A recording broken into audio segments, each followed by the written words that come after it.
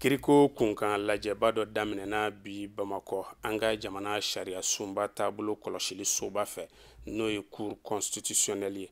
Tile fila kɔnɔ u bɛna kuma kalata min kan ka kɛ an ka jamana kɔnɔ donna nataw la olu tɛmɛn ko ɲuman kan. Musa Kone ale tun bɛ don kibaru tɔgɔ la a ye min sɔrɔ ka bɔ o de filɛ nin.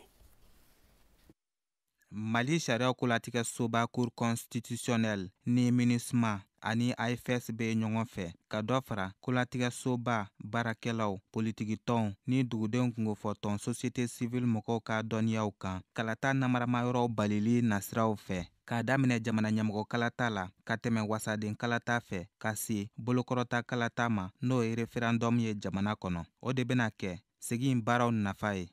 Kalata résultat tɛ taa mankan kɔ. Ni y'o jate minɛ minnu bɛ mankan kɛ i bɛ a essayer k'u fara ɲɔgɔn kan kabini élection ma kɛ a ka ɲɔgɔn faamu sur les règles du jeu. Loi électorale bɛ yen ka expliquer pourquoi nin décision taara ka da kun jumɛn kan. A résultat a réponse bɛ loi électorale kɔnɔ. Ni jama lajɛra la sisan ka an bɛɛ ka jɛ ka an ka hakililaw falen loi électorale kan n'an bɛn'a kan a bɛ contestation dɔgɔya. I n'a fɔ kalata bɛɛ ɲɛkɔrɔ kɔlɔsiliw nana ni lajɛ in baaraw ye Bamakɔ ni jamana caman wɛrɛw dɔnnibaabaw ye. Dɔnniya bɛ mun na kalata namara balili la o nabagaw bɛɛ bɛna u ka jamana kalata tiɲɛw da kɛnɛ kan walasa u ka ɲɔgɔn bilasira segin laɲini kan ni o ye kalata min tɛ sɔsɔ o labɛnni baaraw ye cour constitutionnelle fɛ Mali la. Minnu bɔra yɔrɔ la ka na u nana an dɛmɛ. Dɔw bɔra Benin, dɔw bɔra Centrafrique, olu nana, dɔw bɔra Tunisie, dɔw bɔra Sénégal. U bɛɛ bi yan bi u bɛna an n'u bɛɛ jɛ ka sigi.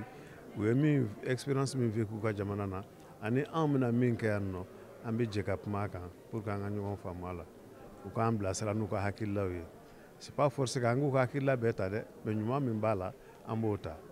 U bɛ se ka an fana ka hakilila dɔw ta ka segin n'u ka jamana na. Mali sariya kolatigɛ soba ɲɛmɔgɔ ka fɔ la barosigi saba de bolodalen don lajɛ baaraw kɔnɔ. Ɲiningaliw kan i n'a fɔ yɛlɛma jumɛnw de dora kalata ɲɛnabɔli ko la cour constitutionnelle fɛ. Furancɛla fanga kisaw bɛ cogo di fɔɔ ka taa se kalata namaramayɔrɔw tiɲɛ dali la kɛnɛ kan. A baaraw kuntagala janya ye tile 2 ye.